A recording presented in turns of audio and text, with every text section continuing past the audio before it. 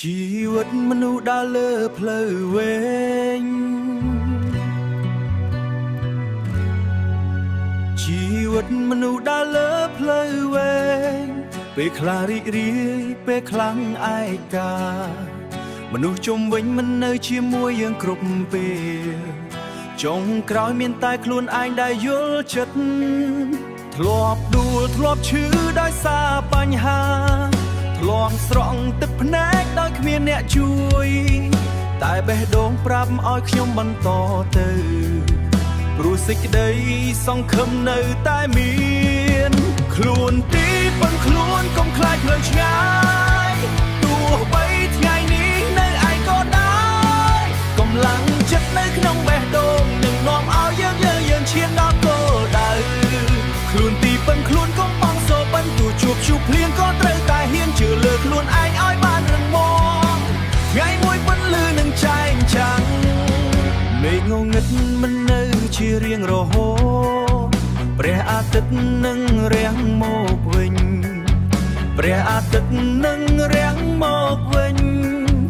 បើចិត្តយើងនៅតែតស៊ូ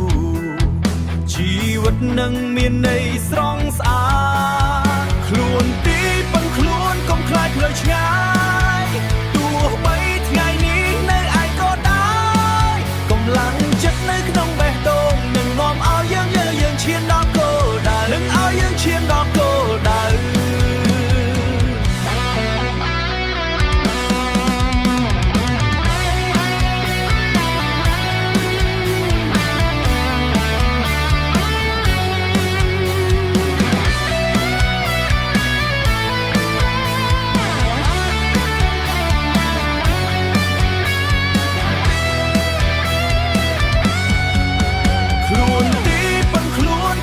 ភ្លើងឆ្ងាយទោះបីថ្ងៃនេះនៅឯក៏ដែរកម្លាំងចិត្តនៅក្នុងបេះដូងនឹងបងខ្លួនកុំបងសូបិនទោះជួបឈូភ្លៀងក៏ត្រូវតែហ៊ានជឿលើខ្លួនឯងឲ្យបានរឹងមាំថ្ងៃមួយប៉ុនលឺនឹងចែងចាំងមិនថាពិភពលោកប្រែប្រួលយ៉ាងណាសូមកុំភ្លេចថាអ្នកមានតម្លៃ